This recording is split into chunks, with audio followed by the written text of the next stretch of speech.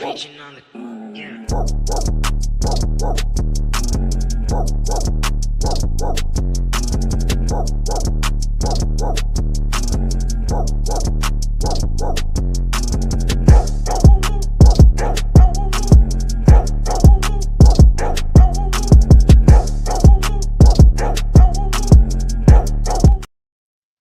What's going on, ladies and gentlemen? Welcome to the one and only Rumboyz Fantasy Network.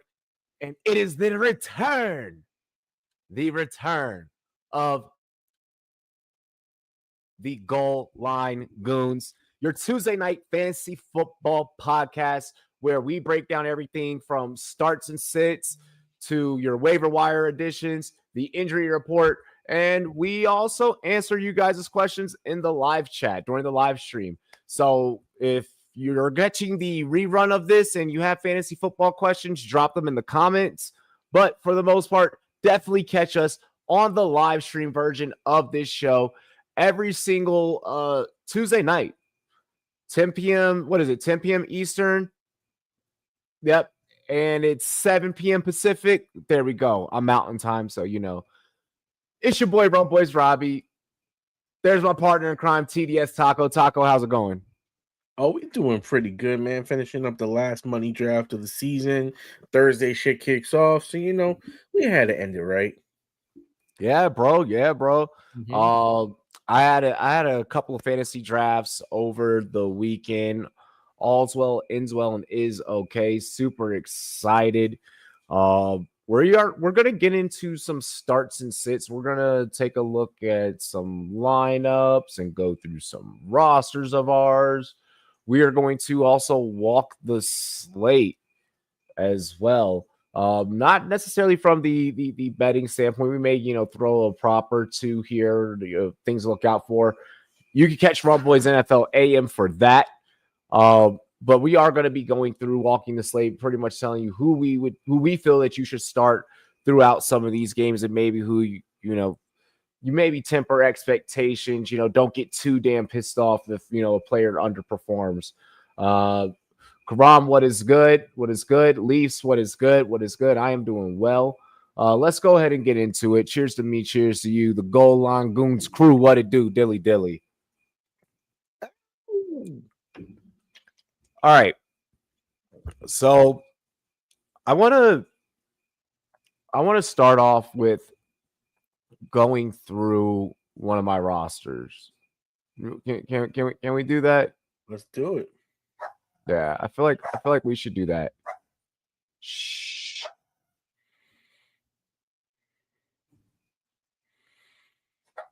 One moment. These animals back here are having a fucking field day, and it's quite bothersome. I'll say this before you pull up your draft. Through my drafting over this weekend, I've realized I'm a little bit more in on Jacksonville than I even thought I would be. Are you in on Jacksonville, or is that the way the board has fallen to you? I can't tell at this point, because at certain points now I'm gunning for certain guys. My goodness.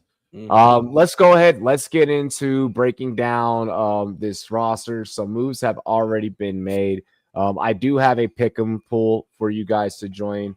I'll be dropping the link to that in the Discord. Maybe just drop that throughout throughout tonight's live stream. I am over here on the right. Obviously, I'm Team RumboyzRobbie against my homie Team Zero Wolf Gaming, my homie Rodolfo, Bo Nix, Jaden Daniels, Bucky Irving, Bryce Hall, Marion Hampton, Nick Chubb, Justin Jefferson, CeeDee Lamb, Scary Terry, Nico, Devontae Smith, Judy, Ertz, Hawkinson, Monty, Myers, Mooney, Shaheed, Tyler Loop as my kicker. He has Aubrey as his kicker. San Fran's defense, Detroit's defense, Myles Garrett as my IDP. He is playing a DB as his IDP. Ugh. Yeah, he's living on interception or bust there. Bench, I have McCarthy, obviously, because I have Justin Jefferson. So McCarthy on the bench. He has Stafford as his backup QB. He has Stafford and Jordan Love, which is insane. I got Trey Benson, Tootin, Bill on the bench. Palmer likely as my backup tight end.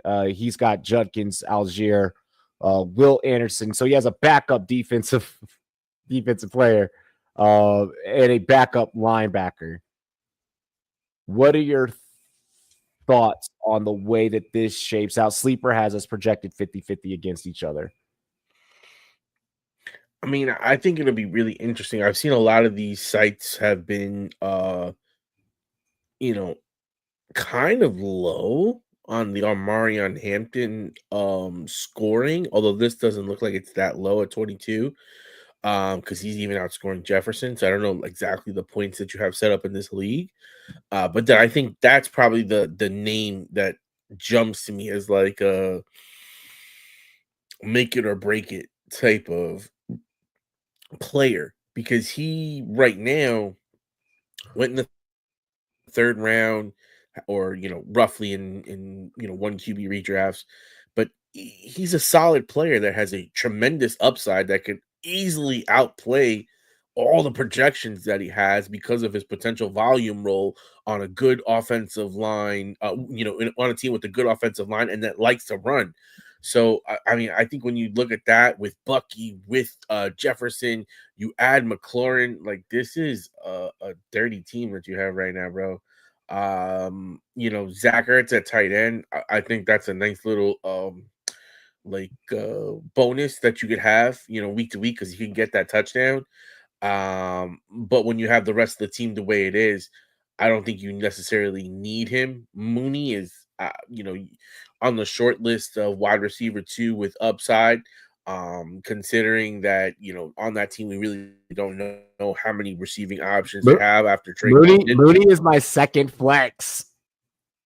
Yeah, like that. And with a 9.88 projection, like that's the guy that I look at that he could easily beat that with a couple of catches. And in that projected volume role with, let's just say they start doubling London, he could see himself in a solid volume role for not only this game, but for the rest of the year. Mooney has the easiest path to outscoring their projection. Out of everyone that is here, because of exactly what you just said. I think it's going to be a really interesting season with the usage that Atlanta has with their pass catchers, because in an ideal world it's Mooney, but in an upside down world, this might be the rebirth of Pitts, and he finally gets off the schneid because he has the talent. It's just a question of scheme and him putting it together and the quarterback finding him, because there was a lot of times that he's open and he's just sitting there and like nobody's getting him. I am starting this broadcast off with Kyle Pitts will be the week 1 Sammy Watkins Award winner. Sammy Watkins, notoriously famous for going off in week 1 and then disappearing the rest of the time that you needed him. I think that this is exactly what Kyle Pitts is gonna be producing for fantasy managers. I think that the way that they have this is projected is pretty fair. I think one of the things that is going to help and hurt fantasy managers a lot, irregardless of your league, is how many opening week divisional matchups that are going to be taking place, which is why we are going to slate walk and kind of go over like what are you gonna do, with some of your starts and sits, who's gonna be the big breadwinners when we go through some of these individual games. Okay, Taco, do you have a roster that you want to display? I'll save it for the end of the show because I don't have it ready right now, and I don't want to take time away from everybody getting up on knowledge.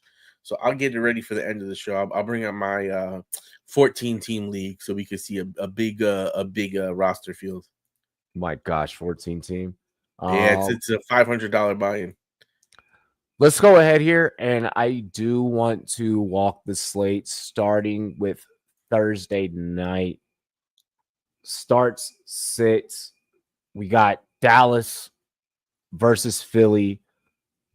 You're obviously firing up Saquon. I think that there's a conversation to be had about the receivers in that, if we're just talking like a traditional start 2 receiver format. Mm-hmm. What are your thoughts there? Who's like the big breadwinner in this game on the Philly side of things? I mean, based on the way that they performed last year, you would have to give it to Saquon Barkley as being that elite volume hog. But I think deep down we might see a reversal of what we've had, and this might be a game where AJ Brown might have to show up and show out.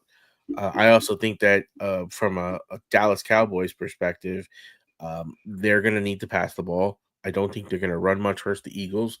And this is kind of why, deep down, I kind of move CeeDee Lamb up because CeeDee Lamb might be a target monster in this game. And I don't think that the Eagles maybe will be able to really stop a guy like that. I don't really think you can stop a guy like that. So I think this is going to be from the Eagles, they want to be run heavy. From the Cowboys, I think they're going to want to lean on their pass game. They're going to want to play like the Bengals. And I think that if the if that Dallas pass offense is rocking early, we could see a good game. But if not, Philly's going to run away with this because I don't see Dallas having any shot to run the ball. So this game's on Dak, and If that's kind of we scary. are going off of so I love that you kind of brought up some names there, CeeDee Lamb, AJ Brown, talk about how things could possibly flip for Philadelphia.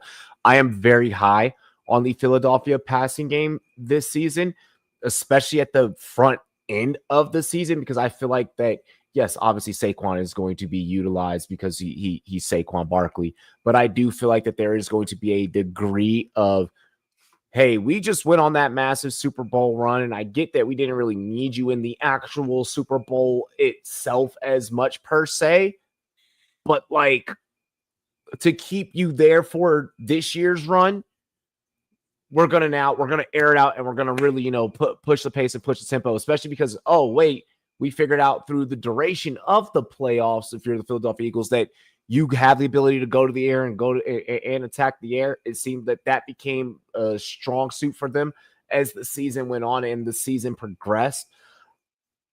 With that being said, I do feel like that, fuck it, it's week 1. You have to fire up both AJ Brown and Devontae Smith. I think that AJ Brown is going to come out and make his presence known and make his presence felt. Is he going to see bracket coverage? Yes, but does Dallas necessarily have the personnel to be able to pull that off? No, not right now. Not with their current chemical makeup. I want to bring up something about CeeDee Lamb.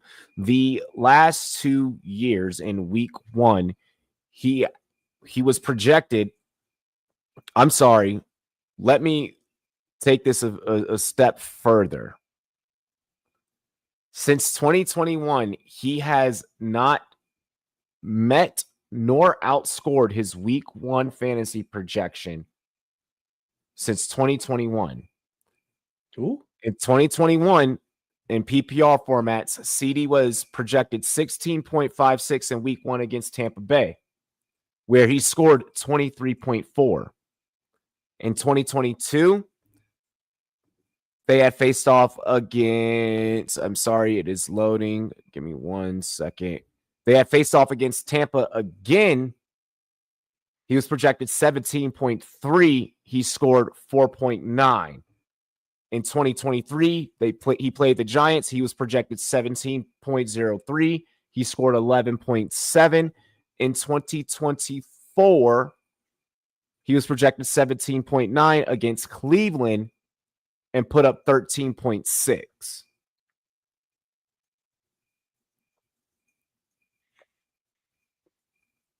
So I'm not going to say bench CeeDee because that would be preposterous. I would say, by the law of averages, he's due for a good opening day. by the law of averages, knowing who it is, he's still And you know what? By the law of average, you know what? By the law of averages, Cincinnati should get a week 1 win. You know, I mean they're playing. Whoa. CD yeah. Lamb's skills and his output per week is completely different than the Bengals making the playoffs because CD is the top 2 wide receiver in the game. Like, here's what I'm going to say. Here's what I'm going to say. Again, I am not going to say you don't start CD I get what you're saying. because he is CD. Yep. Statistics and history does show that he does underperform week 1. Yep. And that is Quinyon Bay Mitchell. Quinyon Mitchell over on the other side, and he don't fucking play no damn games. That is that boy Cooper DeJean. I hate the Eagles. I also hate Dallas. But as an analyst, I have to keep things in perspective. Now, you so don't think I'm just saying, set yourself up now. How about this perspective? During those years, they had running backs that they would like to feature because Dallas always would like to work on the run. Knowing and going into this season, Dallas hasn't had a running game the last 2 years. You're right, but knowing and going that you don't have a running game, that you have a new offensive coach, a new head coach, I might see a couple of short gimme dunks to CD Lamb, and he's gonna get some cheapies. Couple of 1 yard catch, catch for 5 yards, catch for 8 yards, catch for 5 yards. You're gonna get me right there, but I'm just gonna get a quick little like boom, 5 slant, boom, boom. Look, all I'm saying is manage your expectations when heading into this weekend. You do not have a crystal ball. Okay. I manage your expectations so that way when he does outscore his projection, you could come back to this stream next week and you'd be like, see, Robbie, it's all good. Look, but manage your expectations, because then now if he does do what he has done over the course of week 1s, we're able to say, okay, kind of figure that's going to happen, but it's okay because I know that he's going to get hot and he's going to get going. I am dead. I don't know if I am firing up George Pickens quite yet. If I don't need to, if I have a strong enough roster to where I don't need to play him, maybe I wait to see how that materializes. But I mean, otherwise, like if he's your flex play, you are 100% throwing George Pickens into your flex. Just pray he doesn't get into a fight 35 yards down the field and then get fucking ejected. Friday night, Chiefs, Chargers. I feel like I fire up all my Chiefs in this one, irregardless of the fact that we don't know who the fuck the receivers are really gonna be. Like, okay, we know Xavier Worthy, like we know who the receivers are, but in regards as to like, do I start Xavier Worthy? Like, this could be ugly football that the Chiefs still figure out a way to win. This could be the Chiefs being like brand new personnel because Rasheed Rice ain't playing. If I got Kelsey, I'm firing up Kelsey. I'm firing up Kelsey Swift. Mm-hmm. I'm firing up Patty. Mm-hmm. I'm firing up Pacheco. And Pacheco, you got so low to where he's gonna be your flex play. And if you really got to set a ball on, you can make him your RB2 and know that you're not committing any fantasy football war crimes. Mm-hmm. So, like, I do like those pieces. The Xavier Worthy piece, I'm okay waiting on.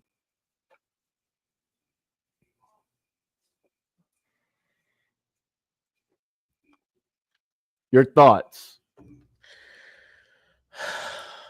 I mean, from a Chiefs perspective, I think you sung the right notes. You're not benching anyone from the team, at least that you drafted with any kind of capital. There's only really 3, I think, that were drafted with capital besides Mahomes, Pacheco, Worthy and Kelsey. Rice obviously suspended. No one's going to really go and look at Hollywood Brown, although he could be a Sammy Watkins award winner. I could see him getting 2 catches for 150 yards and 2 What up, touchdowns. Matt? That is what Hollywood Brown does. That is Hollywood Brown.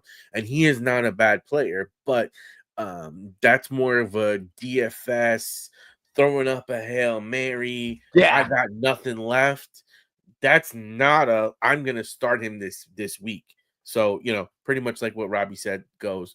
But if you do need a DFS, fucking lotto ticket, and I'll even put it. I'll put Xavier Worthy in that DFS conversations because I need to.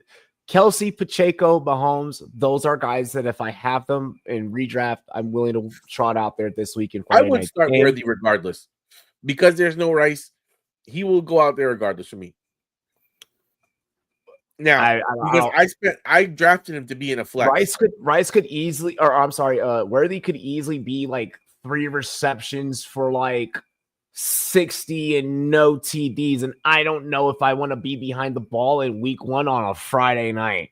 I get you, but that's not that terrible. That's 9 points from a flex.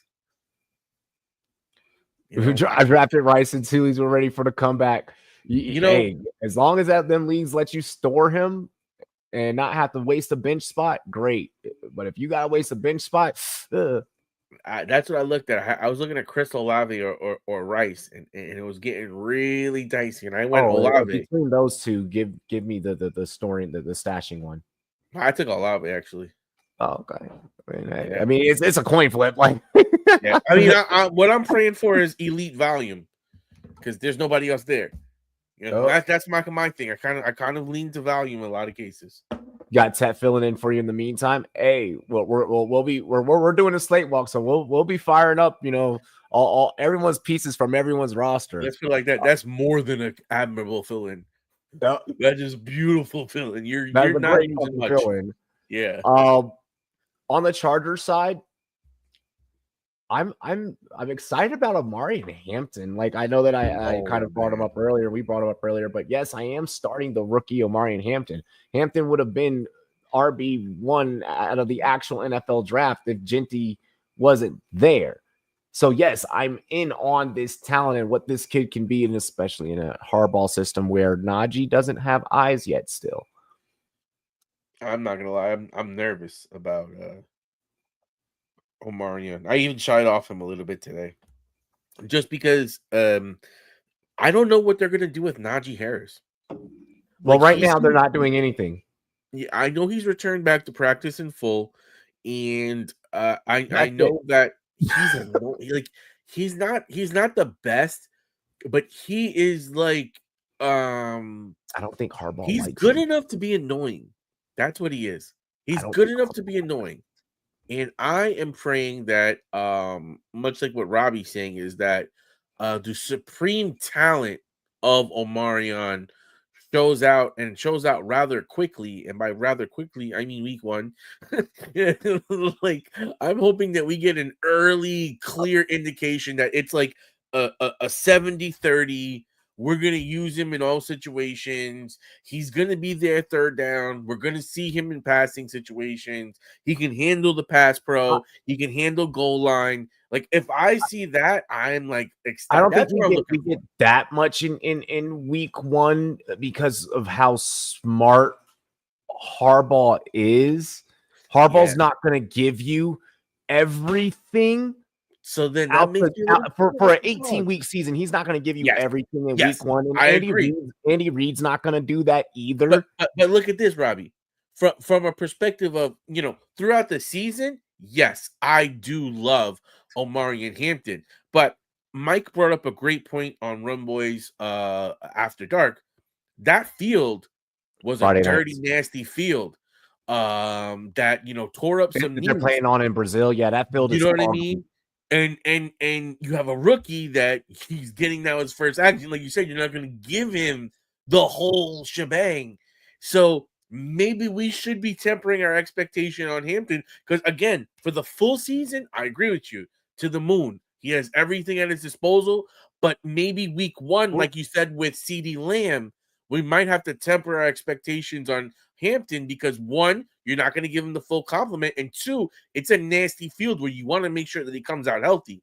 Because at the end of the day, that's the number one thing. Like, you don't want to sit here and fuck your guy week one because you know this isn't the best field. So I'm going to run him out there on a 70% workload and fuck up his knee or some shit. So that's something also that kind of deep down in my stomach, I'm a little worried about. It's like, I know the coach will evaluate the field and evaluate the player.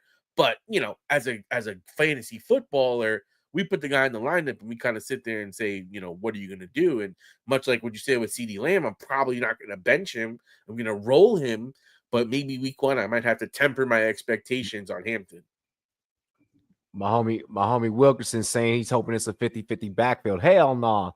I don't think that it will be. I don't think that it will be, especially given who the coach is. He doesn't really do that shit. I'm hoping not.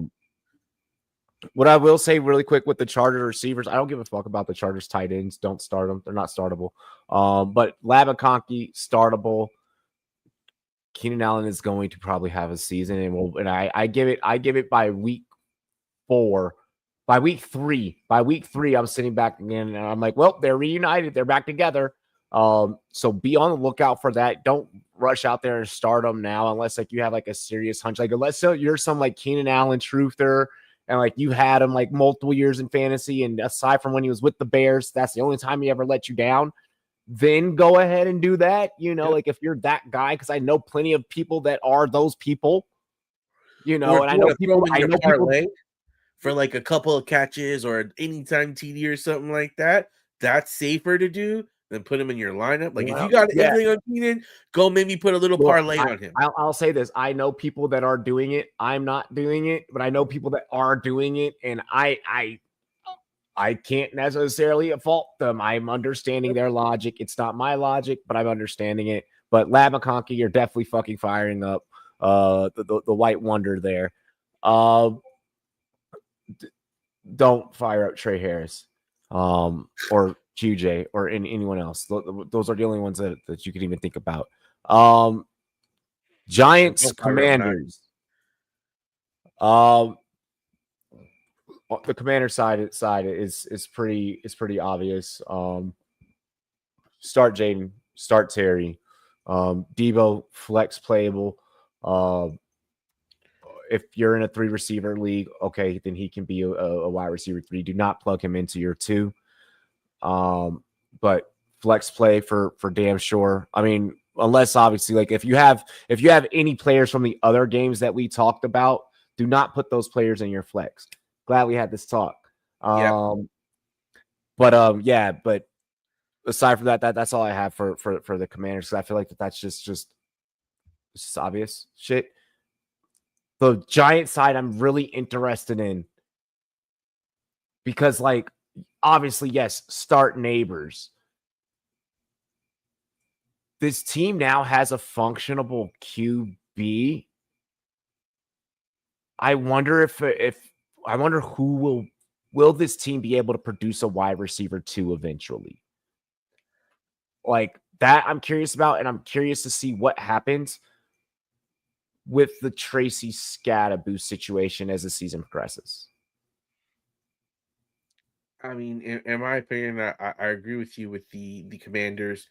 I see Debo as a start. I'm very interested to see how they use him. I think there's potential for him to be rather dynamic in this offense. They can use him, you know, either as a running back, as a receiver. Jaden Daniels now has I think a really solid second weapon that they can scheme up. So I do like that aspect of their offense. You know, and based on where you drafted them and based on their talent, I don't think there's a way that you can sit them. But I would say, you know, the number 1 position on the field is the quarterback, and the number 2, probably most important position on the field is the pass rushers. And the Giants, they kind of have a ridiculous pass rusher set, which, you know, over the course of the season, how would that, you know, break out? But you've had 3 weeks to prepare. not 3 weeks. You've had a whole fucking offseason to repair. This week coming in, you might know a couple of tendencies. You might catch something on one of these guards, and you guys might start abusing it. And I say that because I was watching OC talking about one of the championships and just how they picked up this little tendency on Tom Brady, and they were able to get home on him consistently. And this Giants pass rush is elite, and guys like Carter and guys like Dexter will make it hard so that the other guys can get off. And again, with taking this time, I think that it's a wild card that the Commanders might not live up to expectations because it might become, it's a divisional game. These things randomly become a 17-16 fucking dogfight.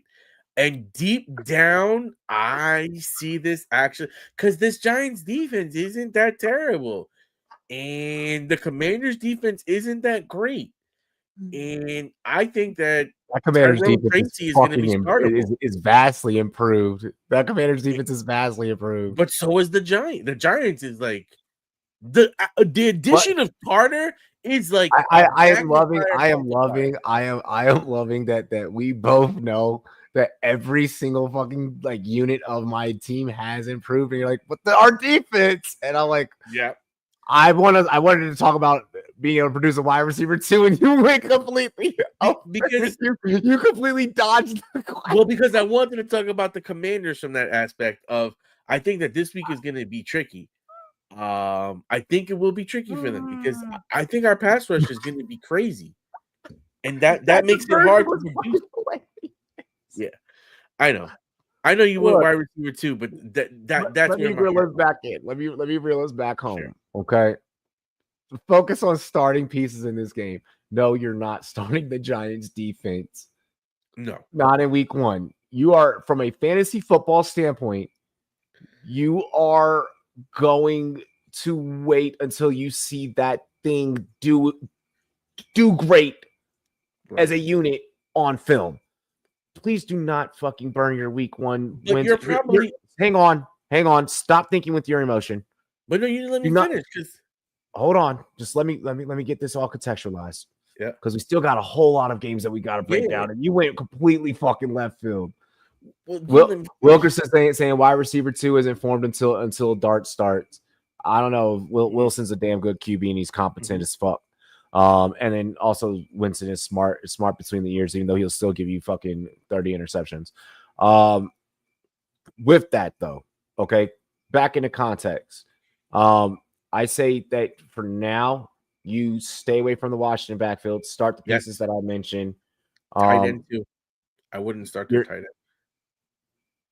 Zach Ertz was trustworthy for a lot of fantasy managers, and with the way that the tight end landscape is so murky, I don't like. Obviously, you're starting the Kelseys, the Bowers, If you're a late tight end team, I don't fucking mind if you start goddamn Zach Ertz, okay? Because the way that Washington plays and the way that Cliff Kingsbury's ball distribution is, we've literally saw it. We saw it all last season where the tight end can still be viable. I'm not gonna say yes, go and start them. I'm not gonna say don't start. He's them. Like an emergency start. If you got nothing else to start, go for him. Yeah, if you have nobody else at tight end, which a lot of late tight end teams do, then yeah, I'd rather go reach for Jonnu. What I will say for the Giants side, I am starting Tyrone Tracy at flex. Yeah. I do think that Scat eventually takes over that backfield. I've said it multiple times. I'm going to keep saying it. I'm going to keep hammering it home. I think Dayball eventually does lean towards one back or the other. To me, it's really going to come down to if Tracy's able to protect the ball, because he had a fumbling issue last year. But he did produce, really solid. And I could see a world where he could, potentially run away with it when you look at how good he was last year and how good he was starting to look in the preseason. And like you said, Dayball is a one back kind of guy, but he's also a guy that believes in his guys. And Tracy was one of his guys. He was a rookie for him last year that did produce. That was a converted wide receiver. So I do think that gives him opportunity in the offseason to have more of a leap So I think it's going to be an interesting conversation throughout the season. I don't know if Tracy stays healthy though. That to me is the biggest question. Is that he probably gets hurt and then takes over. Even if healthy, I think that it's no more than okay, you're coming in as a change of pace. Hey, you're coming in to give him some rest. I think by middle of the season, by October, Rumtober, new shirt coming on the way. By Rumtober, we're seeing Scat Pack completely take over. I want to get into Cincinnati, Cleveland. One last thing though, I think I would start Eckler the more that I think about it as a short cap in PPR, not in half PPR and not in no PPR. In PPR, I would start Eckler. I would wait to see that. I want to see what happens with that Washington backfield because of how much faith they do have in Bill. I don't know if Eckler is going to be the lead guy or if he's going to be still reprising his Brian Robinson role. And if this whole depth chart situation is just the typical politics. This is why I said PPR only, because I do think when you have this transition, he could be a solid 4 to 5 catch running back, which at the RB2 flex spot, you're going to start looking at a guy that, 5 catches for 50 yards plus about 20 to 30 rushing yards, 40 rushing yards. I could flex that. Bengals, Browns. Really quick, let me answer Aiden's question. Aiden, it comes down to one of those things where you got to look at the matchup. And I'm sorry, but I am going to take the softer matchup there. And it, unfortunately, that is going to be the Giants. I mean, the Jets against Pittsburgh. Come on, that Pittsburgh defense. Is Justin Fields even going to have time to throw the fucking ball with TJ Watt there? Is Justin Fields going to have enough pass attempts to even make Garrett Wilson profitable? All right. Well, I mean, if he puts it from an all-year standpoint, I would roll the dice on Wilson. We're doing a week 1 episode. Oh no, he said for all year. Mm-hmm.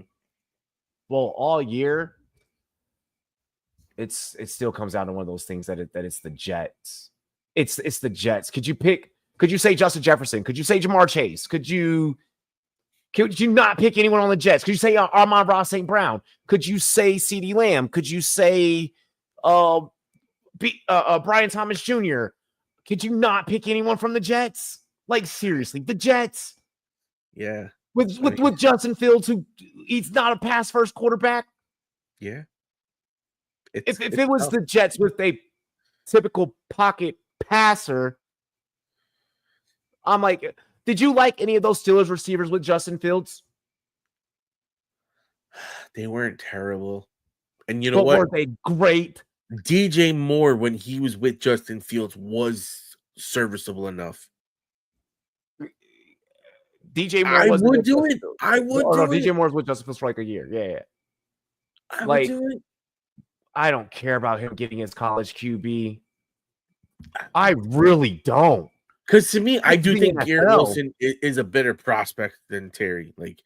Just when we get the guys, he's a better.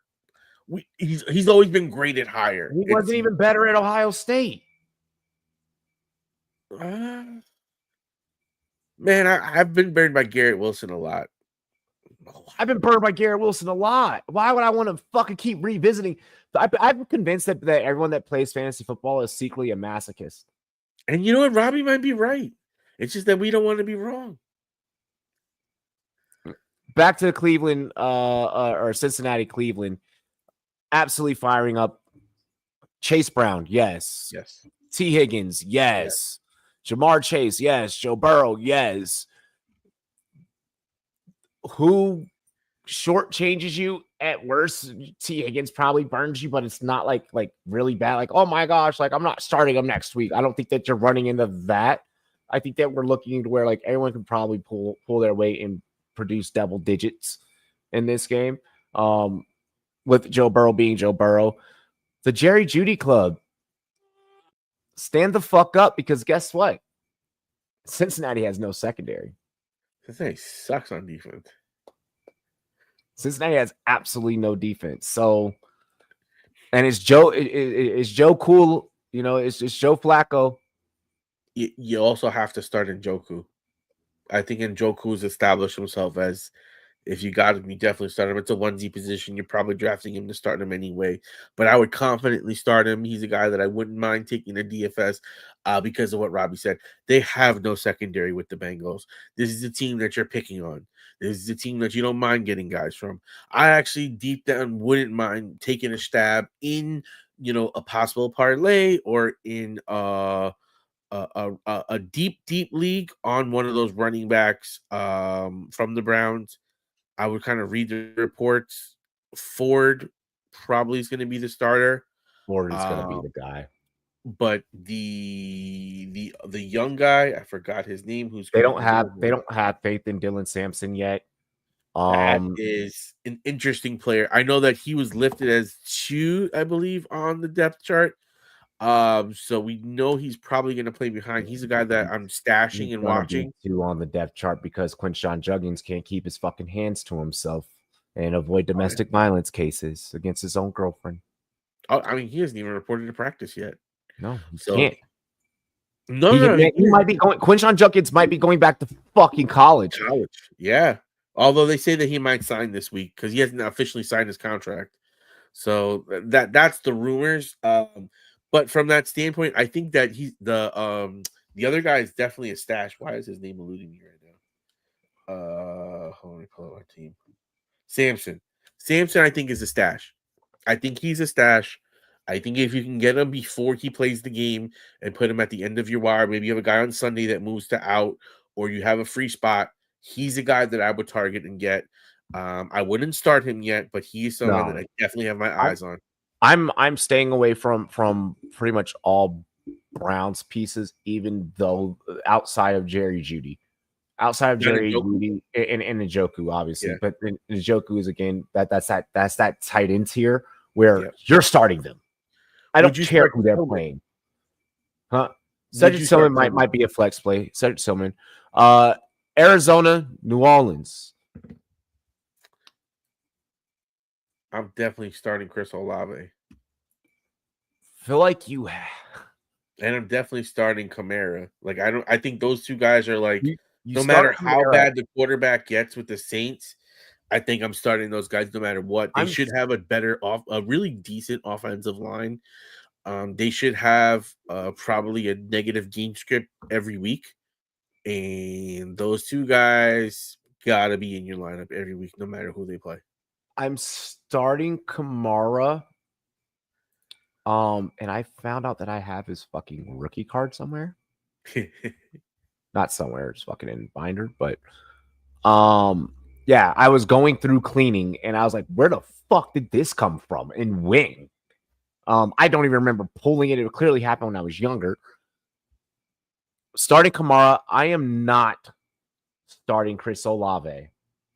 I'm not starting Chris Olave. You guys can fucking stone me for it. I don't care. You want me to start Chris Olave with Spencer Rattler?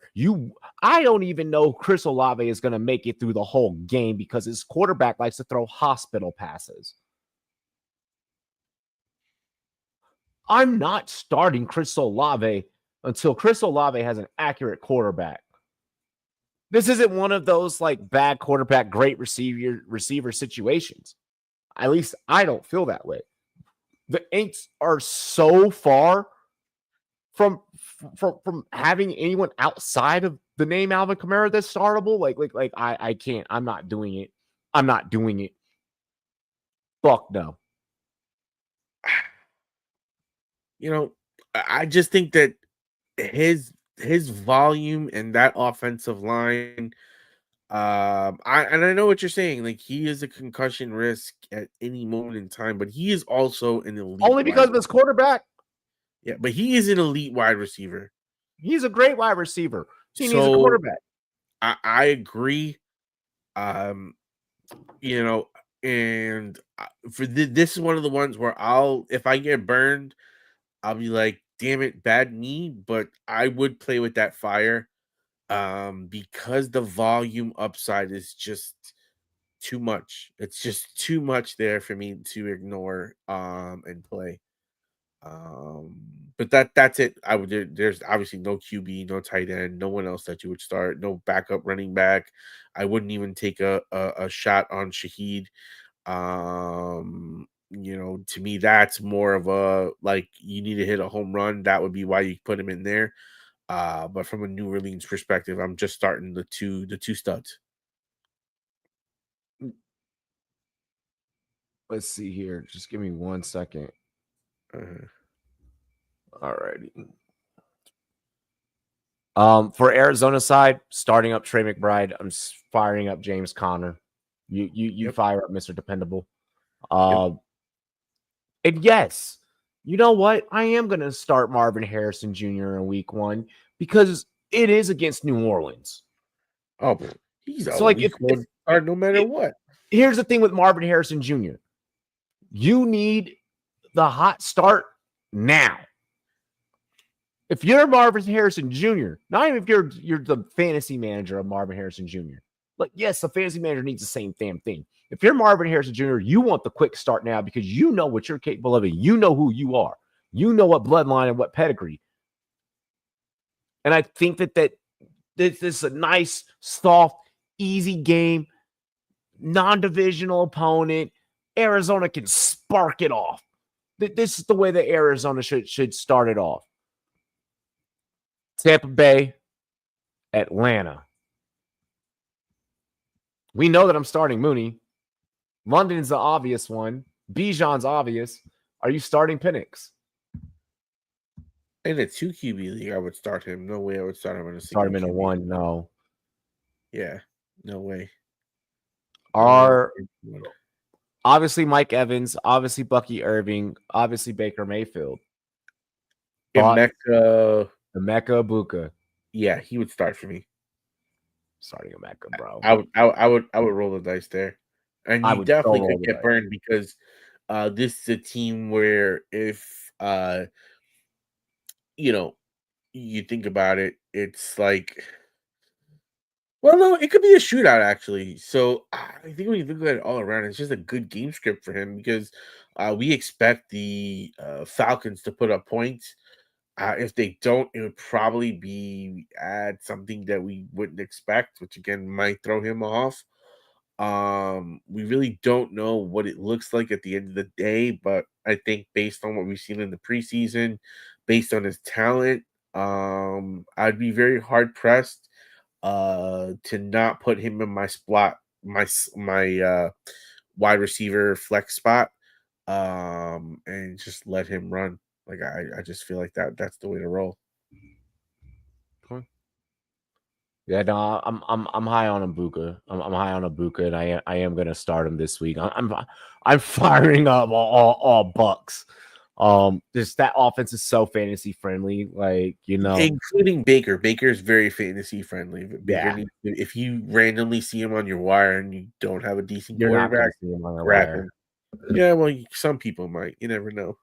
Steelers, Jets.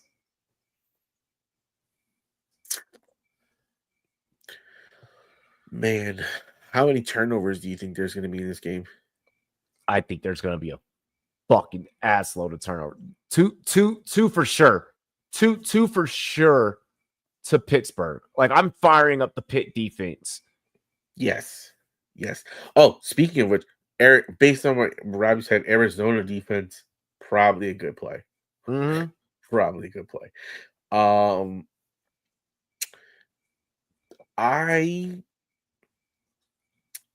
I would hate this to be my first week for Breece Hall. This could be the kind of week where you're like, should I bench Breece Hall? This morning in the walls. Like, bro, like this is not an ideal matchup. Like to me, bro. And then they turn Jalen Ramsey into fucking Charles Woodson. Yeah, like Jalen Ramsey's gonna be playing safety as well as fuck. Where are you gonna throw? Yeah, like this is everyone's getting shut the fuck down. This is deep down why I think that from a Pittsburgh perspective, Those running backs, you're gonna want to have at least one of the two. I don't know how the whole workload shakes out. I definitely I am not starting I'm Johnson, but this I'm is the fading the Jalen Warren Pittsburgh start. backfield week one. I'm fading Pittsburgh backfield week one. I'm definitely starting Jalen Warren hardcore anywhere RB2 Jalen Warren this week. Respect. Hey, stand on business. That to me, just be and let me preface it. PPR format. I'm not talking non PPR 0.5. It's a little bit more hit or miss. In PPR format, yes, Jalen Warren is a must start. RB2, lock that in. I would also start DK. I would not start Rodgers. I wouldn't even start Rodgers in a 2 QB No. league. Justin Fields, he's probably a start no matter what if you got him. In a 1 QB league, unless you have a really good QB above him, I would probably start him just because his rushing upside gives you a really solid floor. But if this is the kind of week where I would play like a Trevor Lawrence over him if you had him on your Like bench or on your wire. I worry so bad about that Brees Hall, Braylon Allen situation. I think that's a Yeah. situation that's just waiting to fucking spontaneously combust. Yeah. So I do worry about that. I mean, for what you got for Brees, you kind of gotta start him. But Yep. fuck. Carolina, Jacksonville. Give me Travis Hunter. Stay away from Trevor Etienne. I'm almost tempted to start Trevor Lawrence. And then on the Carolina side, it's Hubbard and Tet until further notice with everyone else. Yeah, I would say Hubbard and Tet definite starts. I would say Travis Etienne would hit the bench. I would say BTJ Yeah, and BTJ, yeah. Hunter probably are starts. I would say in a deep league, I could see you starting Strange. I don't mind that. I think this is probably going to be an offensive shootout. I think there'll be decent amount of points scored. I do wonder who from Carolina will get that secondary pass role, as I do expect Tet to be number one. Is Leggett or Renfro gonna really take that role? And I think that's why you can't start either, unless you have a really good inkling that you really feel and you want to roll the dice there, because I do think points will be scored, but I'd probably stay away. And much like what Robbie said, I probably would start Trevor. I am starting Trevor in a 14. I think that the Carolina defense is nothing to be scared of, so I would be running him. I think Carolina's going to shock some people. So that's a team that I want you guys to pay attention to for waiver wire talks as the season progresses. Raiders, Patriots, Brock Bowers, and that's it. Brock Bowers and Ashton Genty, that's it. Fuck everything else about that lineup. I mean, I don't know. Gino is there now. Like, Gino is there now. Like, Jacoby Myers does like weird fucking things, but like, are we bought in? Like, for real? Well, Jacoby Myers, yes. Like, I am bought in Jacoby Myers. If he's there and healthy, when you look at his production last season, you can buy that. But I would say, and this is, going to be counter to what I'm saying about buying the Myers. I like New England defense in this matchup, especially as we're talking about week one startable. I don't know what to expect out of Las Vegas, and I do expect Mike Vrabel to take this New England defense and make it into something. So I do kind of like the New England defense, especially if you don't get one of the top guys like the Arizona defense, who we had just didn't bring up before. Arizona's probably my top defense that I would take versus we did talk about them, I guess, but they're the top defense I would take versus the New Orleans Saints. But this isn't a bad consolation, especially if you play week to week on defense like I do. I want you guys to hold the phone on Travion Henderson for now. Not to overreact to that chart's kind of like the same thing that I said about the Washington backfield. I'm going to say about New England's backfield. We're just waiting to see how these coaches approach this in actual game situation. I would say hold off on Travion. Leafs dropping a bunch of waiver wire names. Leafs just dropping nothing but the Raiders could be a waiver wire team, much like Carolina. That is their consolation prize until further notice. I'll say this: I don't know if you can bench Travion Henderson with where you probably drafted him. You're probably gonna have to run with him. It's gonna be your. I'm gonna say it now that there's a high chance that does burn you this week. Like everyone that drafted, like me included, like me included for the amount of shit. Like I'm very much aware of like the range of outcomes with this. Oh, here's a great question. In week 1, who would you rather have, Jaylen Warren or Travion Henderson? I mean, when we're at the landscape of right now, like I'm probably going to start Warren over Henderson at this given moment, just because of I have to start guys off of what I know. Yep. You know, which is the worst. It's not that I'm. They could go out there and Travion Henderson could be the starter and could be the bell cow the whole fucking game. They are listing him as RB3. You know, no one's starting Jack Beck in fucking week 1. No one's starting Dante Thornton in week 1. No one's starting Trey Tucker in week 1. You want to know how the fuck we can tell that nobody is going to start none of those people?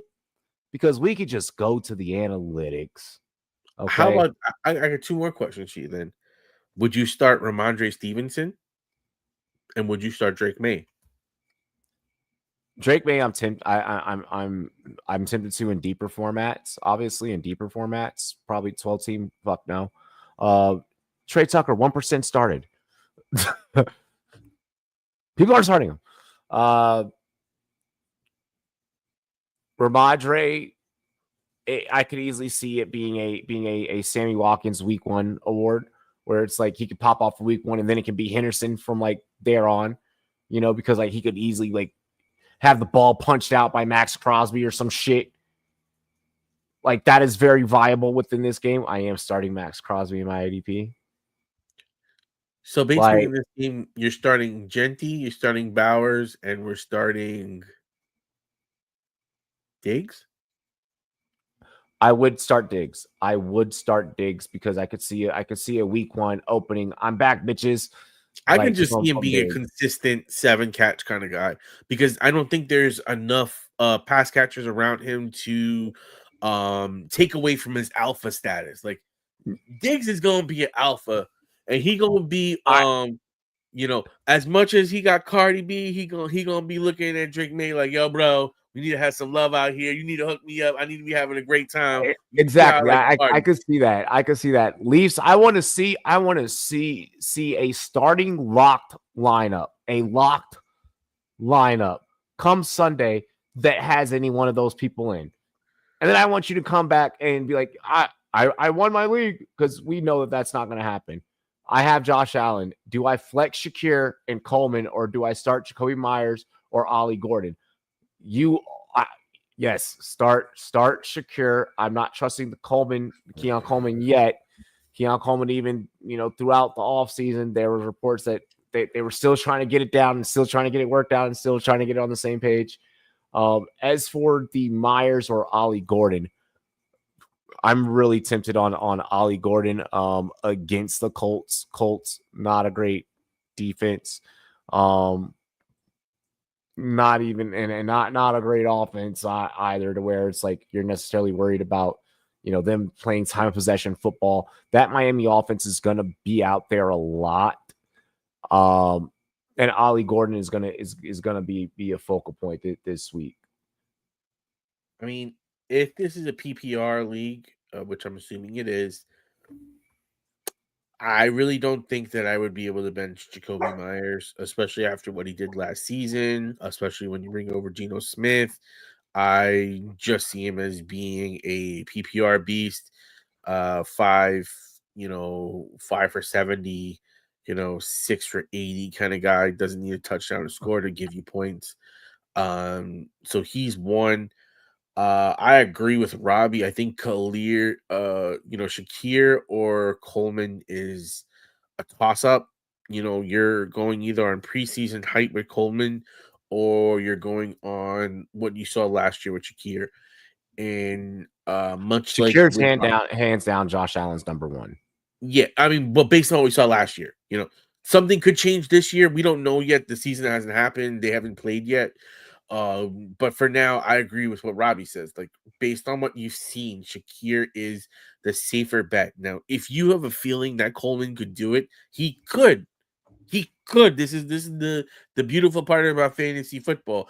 There's probability and possibilities everywhere, and the most randomest people score, and that's why it's called the Sammy Watkins Award. So could Coleman come away with the big week? Absolutely. But based on what we've seen so far, I would lean towards Shakir as a safer player in a safer role. Coleman has burned a lot of people, and I would wait to him to start to show some consistency before I put him in my lineup, especially when I have one Myers, who last year was very consistent, and Shakir, who, like Robbie said, last year was his number one. Ollie Gordon, I do know that Achan is playing this week, so I don't know what the carries breakdown looks like if Gordon becomes a goal line back. There's so many questions there that, again, I'm going to go with a little bit more security, particularly in a PPR league, and take Shakir and Myers. Okay.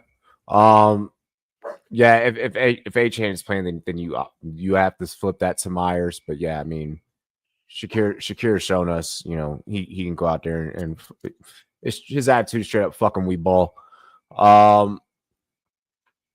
Let's see here. That kind of does take us into the Miami Colts game, which we kind of already addressed that. Could they still Come even back with anytime, the Kyle? We got you all season long, brother. Yes, we do got you all season long.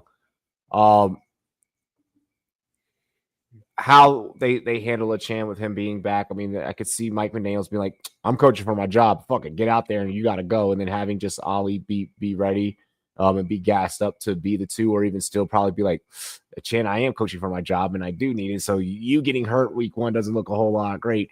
This is now a 50-50 split between you two to, limit the chances of that happening. I could see Mike McDaniels with his paranoid vape smoking ass on the sideline doing that. I'm not starting a single Colt. Not even my favorite Tyler Warren. I am a huge Tyler Warren truther.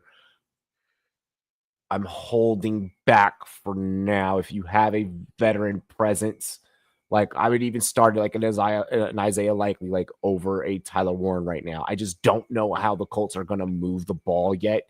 I just know that it's going to be Jonathan Taylor, and that's the only Colt that I care about. If their name's not JT and they have a horseshoe, I don't give a fuck.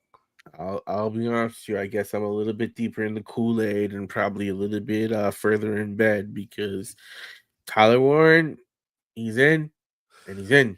I love Tyler Warren. Warren.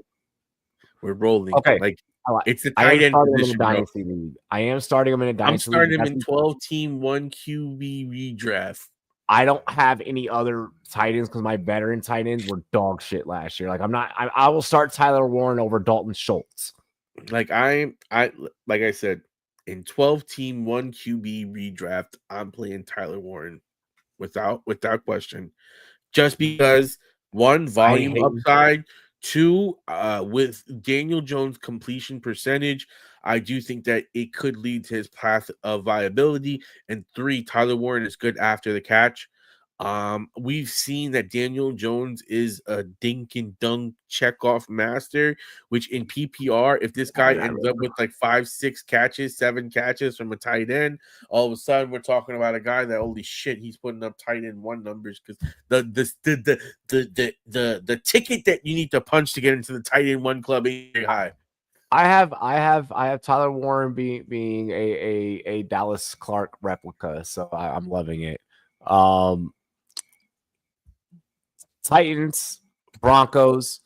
Give me that Broncos defense. Question before you even get to that: are you starting Waddle this week from the Dolphins? No. I think that's the most interesting name on this team and that passing game.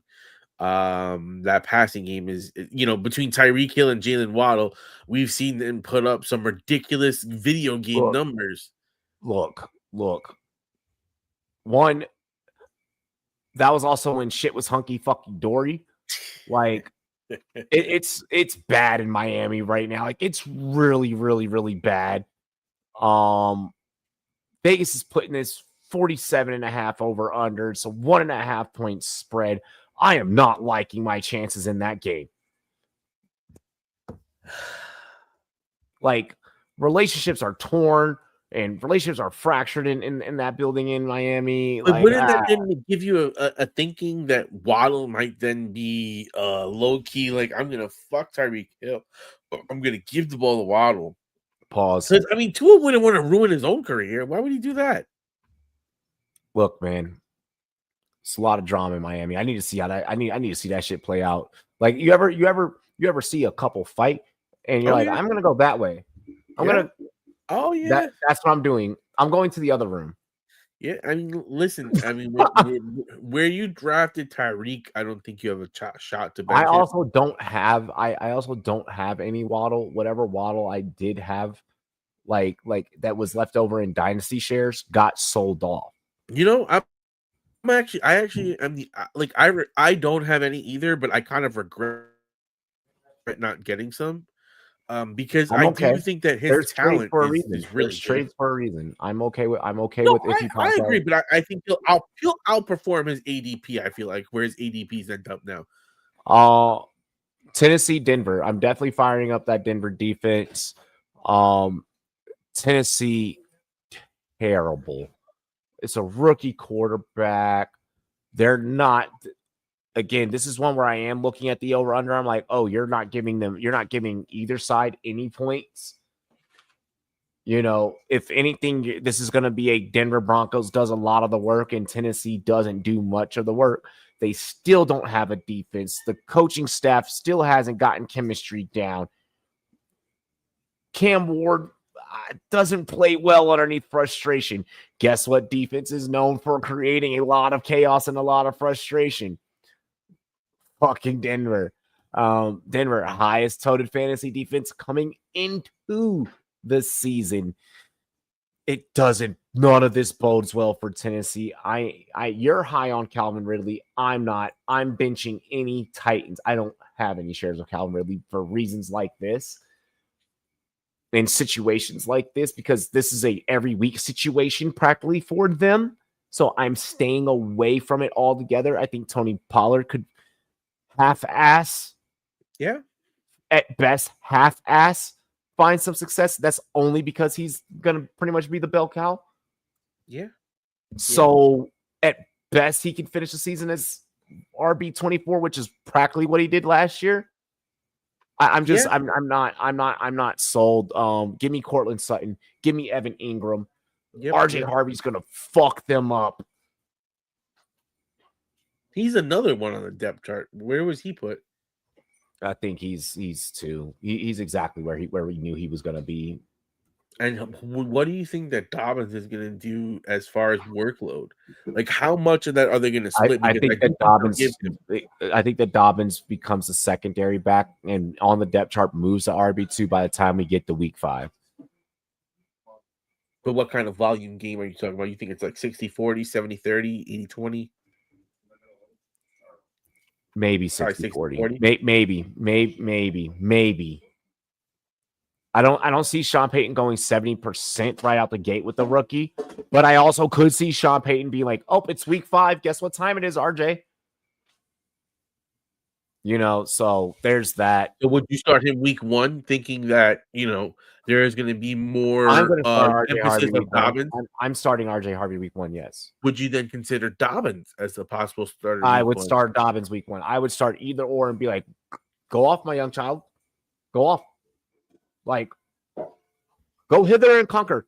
Like, let's go forth and conquer. But Niners, Seahawks. Give me all the fucking Ricky Pearsall possible. Ugh. Pretty Ricky's gonna go crazy. Pause. Man, Pretty I Ricky's gonna have go him in crazy. so many money leagues that I got shy today. And I literally drafted a team that was just, and it's my largest money league. But because in all my You're other smarter leagues, than I have so much Ricky that I literally had to be like, I'm going to go with someone else. Give me Ricky Pearsall. I know there's been some like wide receiver acquisitions that have been happening during the all season, kind of some like ragtag, piecing together things, kind of like fix like the Juwan Jennings, the fix like Ayuk not being there. I'm not going full fledged on those week one. Are those going to probably be some splash plays, especially for like the next like 2 to 3 weeks? Be on the lookout for next week's episode when we kind of start dissecting that and overreacting to everything that happened in week one. George Kittle, yes. Christian McCaffrey, yes. Mini Min, Brian Robinson, No, but don't be surprised if Shanahan now turns this into a running back by committee, RBBC, based off of what happened to McCaffrey last year. I will say this, though. I am starting Jennings. This week. I do think the report that Purdy and him have it is pretty good. I do think that with having no Ayuk there and it only being Ricky gives enough volume that both can eat and be viable in fantasy, and be, in my opinion, both at least minimum flexes. But much like Robbie, I am completely bought in on Ricky Pearsall, and if he goes down, a lot of the fantasy community is going to go down, at least in the echo chambers that I'm in, because Ricky's been one of the most trendy sleepers. He came up from the bottom, and now he's here, and I think we're ready for him. I personally think if things go the way it is, he ends up being wide receiver 1 on the team.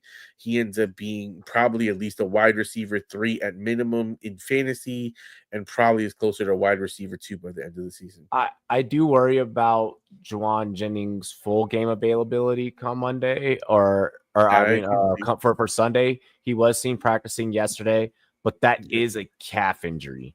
That he has been battling. He has been battling that injury since July. But he also was battling the "I want a new contract" injury at the same time that he got the calf injury. So how much of that is related? But the calf injury was actually like it was a thing that actually did take place. So like that's like where it's like. Yes, but if I'm in a contract dispute and I get a calf injury, I may have been able to come back like a week, maybe earlier, and I'm in practice saying, "Fuck that shit! I'm coming back for the season," and he is ready for the season. So, well, yeah, because he knows he wasn't getting no fucking money or even the trade that he was requesting. On the Seahawks side, I'm willing to risk starting Cooper Kupp. Obviously, you're starting JSN. I am not starting Cooper Kupp. With the value that you got Cooper Kupp, you could throw him out there as a flex if you don't have anything else. It'd be completely fucking viable. Like it'd be completely logical. See, I do think that this is going to be more of a run heavy scheme than last year, and with JSN. No, because I don't think that Kenneth Walker is. This is week 1 only, not the whole season. I don't even know if Seattle's fully sold on Kenneth Walker. Kenneth Walker has to sell himself to Seattle, being that it's a contract year. It's a contract year. He has had health issues. He cannot stay upright. His productivity in the goal line or in the red zone is fucking garbage. So like, there's a lot that Kenneth Walker has to work against to even make sure that he's not saying fries in the bag. Do you want fries in the bag next season? I do not even come close to agreeing with that statement. I think Kenneth Walker is on that list of blow-up candidates. I think he's a viable start this week. Kenneth Walker's ass. I love Kenneth Walker. Kenneth Walker is, you know what? I'll give you this. You can probably start Kenneth Walker the first couple of weeks of the season. Just know there's going to come a game where, oh shit, he's hurt again. It's a quad or it's a hammy or that is perfectly a fair assessment. That is a fair assessment. I'm not going to disagree with that. You should have faded Kenneth Walker forever ago. Lions, Packers. Let's see here. You got to fire up all. If you have any Detroit Lions, the Detroit Lions are so fantasy friendly. You have to fire up the Gibbs, the Montes, the Goffs, the Amon-Ra, St. Browns, the Jamo Williams, the Sam Laportas. Like, this is a team where like you just throw them all out there and like, please score. And I will say, this is one of those ones where you have to say, but temper your expectations, because there is a lot of mouths to feed. So that means not everyone's gonna pop out. This might be the year that Sun God, even as great as he is going to have to perform with like high level with a less targets, just because you got mouths to feed, and defenses will play towards, now we're not going to let you beat me. J-Mo, can you consistently do it? Laporta, can you consistently do it? Because if I'm a defensive coordinator, what am I going to sit there and look at Sun God and say, do you think that he can beat my guy? No, I know he's going to beat my guy. I'm shading my defense to take away St. Brown, and now can your young guys come out and deliver? Which, if you're a defensive coordinator, should be the way that you're coming in and scheming. Which again makes things, that's why they have the other pieces, and which is why on a weekly basis I feel like it's going to be a little bit of a problem.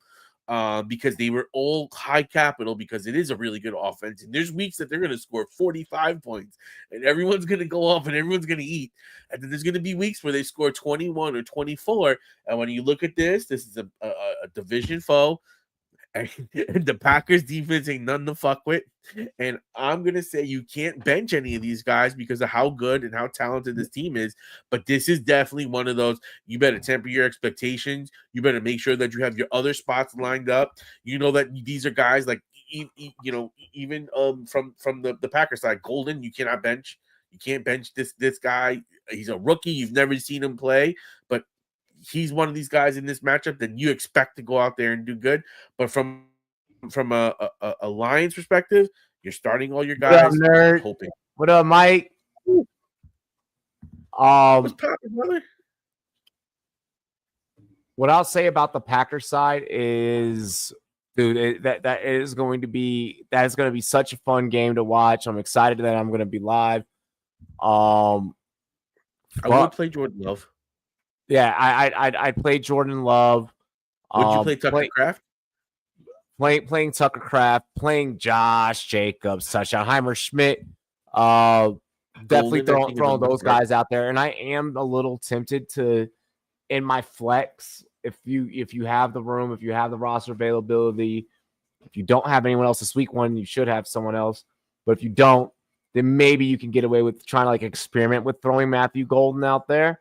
But here's the thing, like if you do that too early and then it doesn't work out the way that you're wanting, it could end up burning you. Because then you're going to get that whole thing concocted in your head of like, well, we burned me in week 1, so now I'm not going to start in week 2. And then he starts going off like then. So, I mean, I don't know. I think his talent and upside, and when you think about where you probably drafted him, he's probably a top 100 pick. So where they drafted him. The Packers ain't never pick a receiver in the first round. That's what I'm saying. Everything, like when they invest that much capital and you have that much talent on the offensive side of the ball, to me, this is a team that's going to be going to potentially to Super Bowl. I would think that they would want to make sure that he's involved. Which just again leads me to say I would start him week 1. I would put him in. I would take that risk. I think it's worth the juice.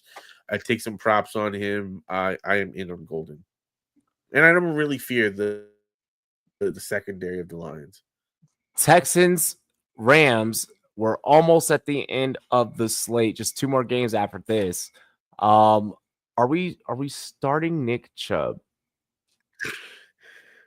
There are some desperate motherfuckers out there that would start him. I am not one of them. I am not one of them. Like, I think that this is one of those games where you want to look and see. I think that there's a potential that Chubb can run himself into relevance, but I also think that there's a world where last year he had like a 3.8 yards per carry and he's had major knee injuries and he's a little bit older and we don't know what father time and regression looks like on those knees.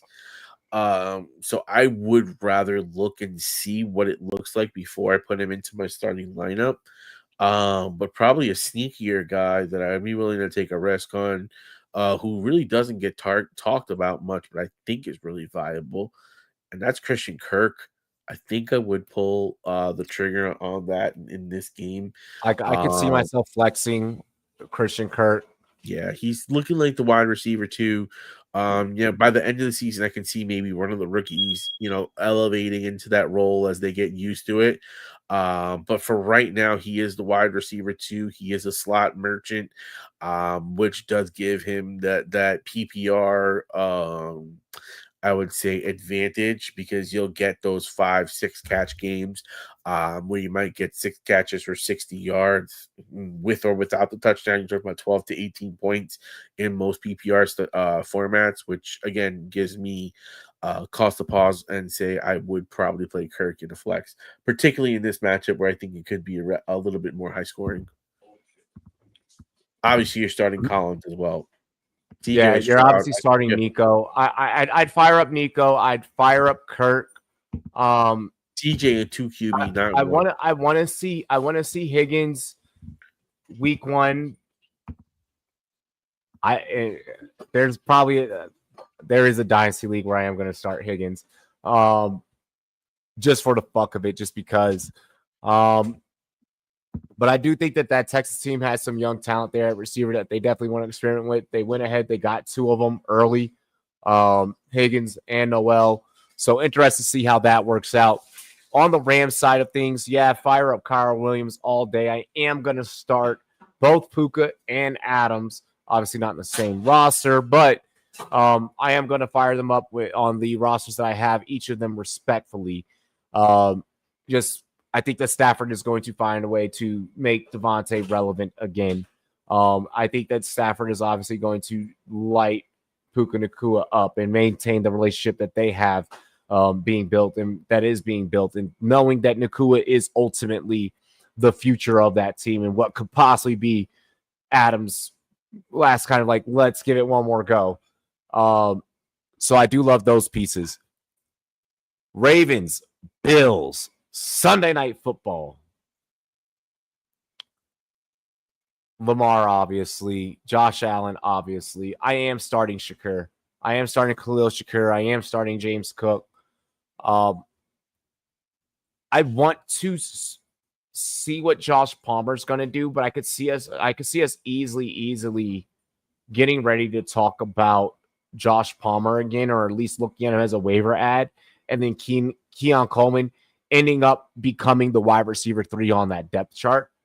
I see it reverse. I kind of see Coleman possibly having the opportunity to move up. I've heard a lot of good things, but again, this is training camp. We have to see what happens in real life. I think he was second round pick, top of the second round when they got him. So they got him with some good draft capital.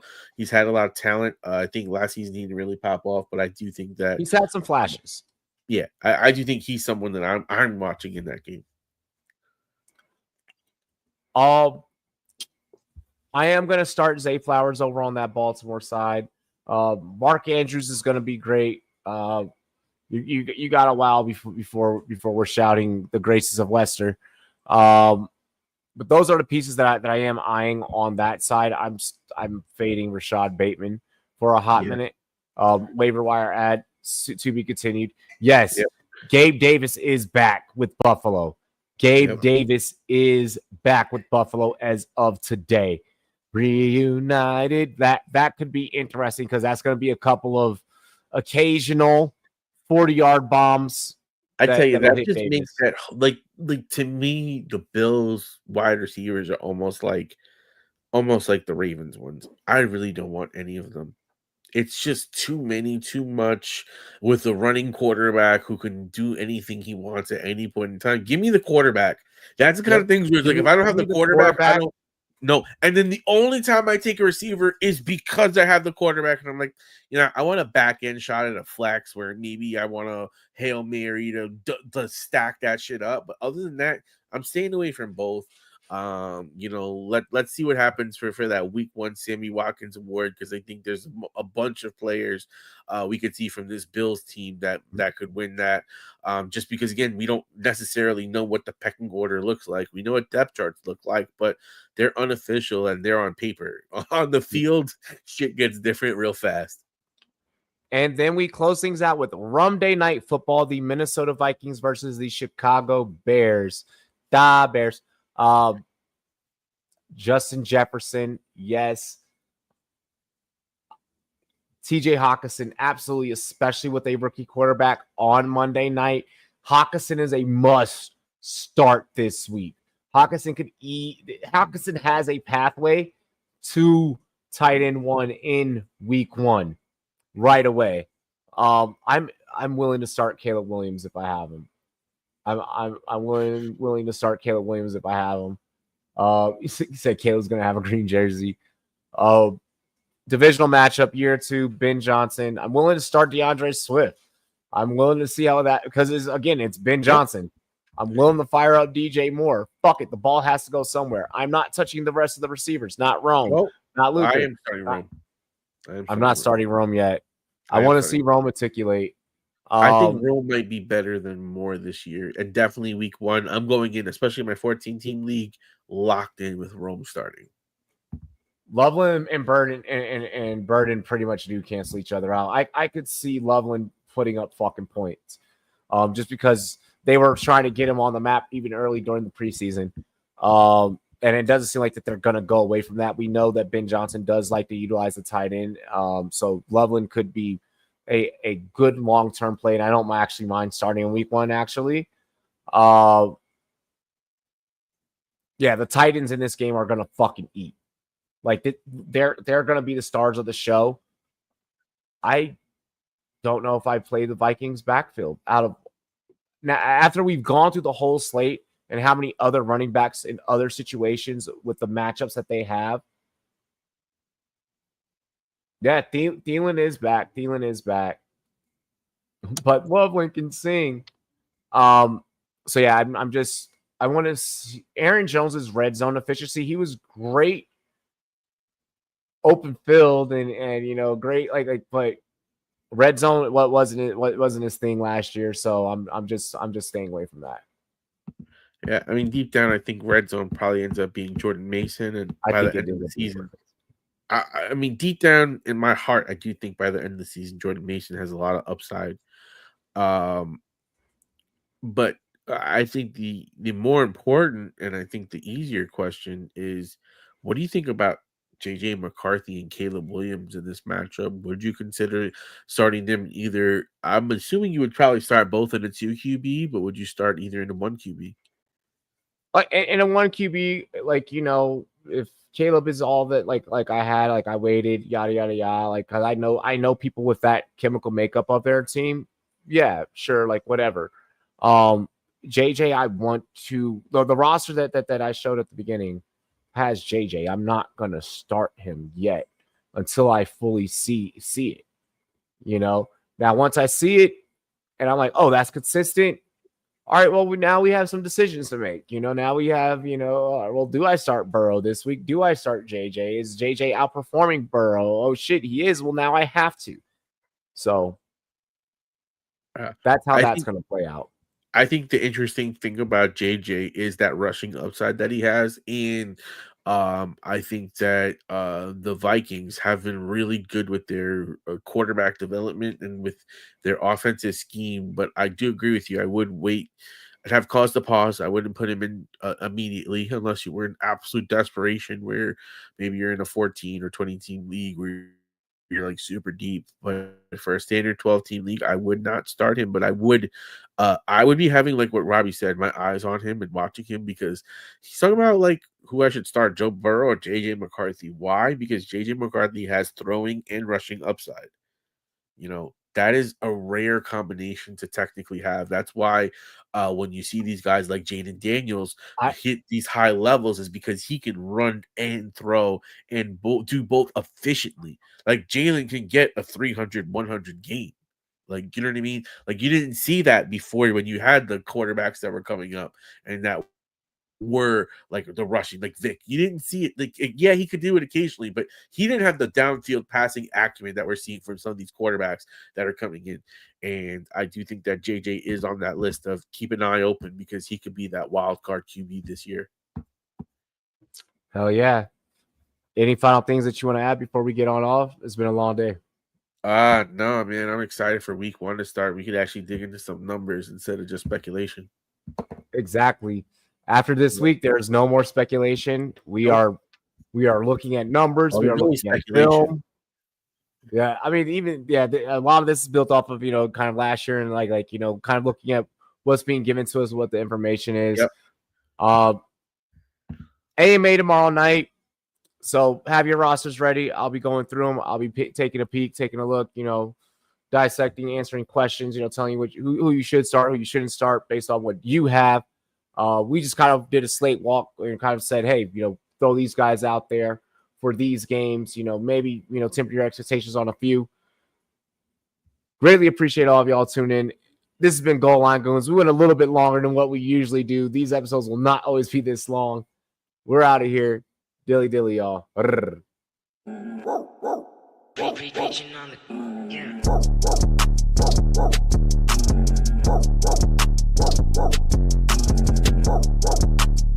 yeah.